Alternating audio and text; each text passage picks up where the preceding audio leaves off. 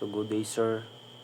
I am Cardinal D. Ico, one of the reporter of the last group, which is the group 6. And my assigned topic is all about pay grading. So what is pay grading? A system that groups jobs into different levels based on difficulty or importance.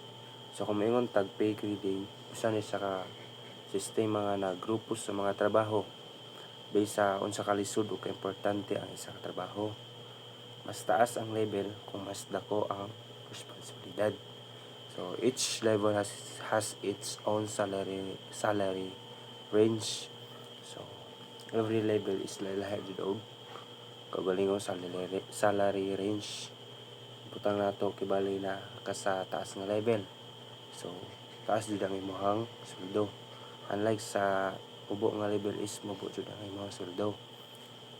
So help companies pay employees fairly and allows workers to move up as they gain experience.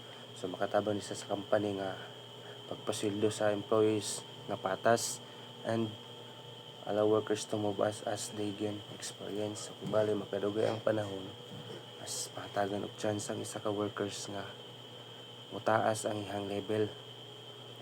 And then kung mas maayo ang trabaho, mas mahatagan sila chance mo level up ug mas matagan sila chance nga makadawat sila dako nga sweldo. So sunod is advantage of pay grading. So pinakauna, fair and consistent pay.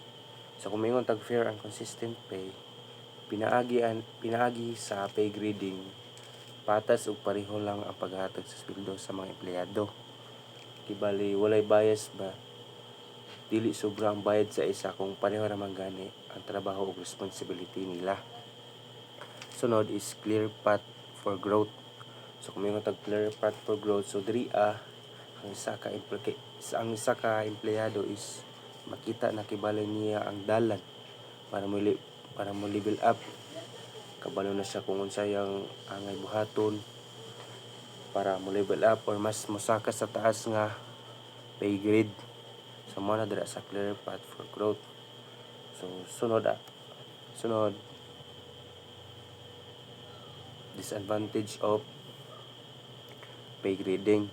So pinakauna is ang can be too strict or limiting. So usahay ang isa ka company is strict jud na siya sa mga sistema. Lisod na i-adjust ang sweldo kay fixed naman ang level.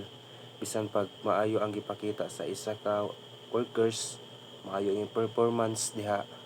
So dili na jud na maotro ang iyang or lisod na i-adjust ang iyang sweldo kay fixed naman ang level.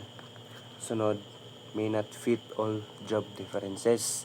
So dili tanan trabaho sakto og swak sa usa ka pay grade. Nay trabaho nga unique, dili maayo i-group bitaw into general levels.